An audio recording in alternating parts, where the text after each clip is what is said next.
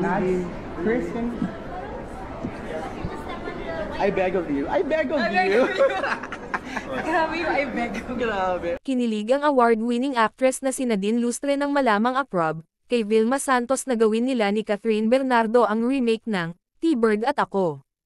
Ang naturang classic 1982 movie ay pinagbidahan ng star for all seasons at ng superstar at national artist na si Nora Honor na gumanap na magjowa sa kwento.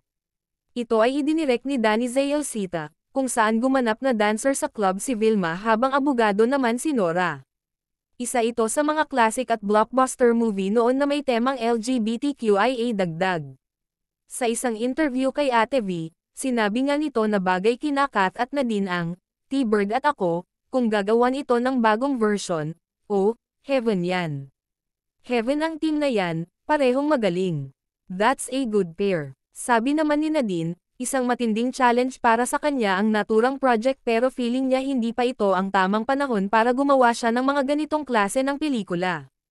I'm so happy she approves and appreciates my work but I think it's a matter of comfort level, because I don't think I'm ready for something like that. That's very daring, diba? It's very intimate. I'm not sure if I'm ready for something like that but it's a challenge, and you know naman I'm up for challenges. It's something that we can work on, tingnan natin, paliwanag ni Nadine. Minsan na ring nakatrabaho ni Nadine si Ate V sa isang episode ng Maalaala Mo Kaya, actually, looking forward to working with her or just to see her again. Why not? I'm game. Super game ako. You know me. I'm always excited to work with new people, say ng dalaga. Para naman sa mga expectations niya ngayong bagong taon, I really have a good feeling about 2024.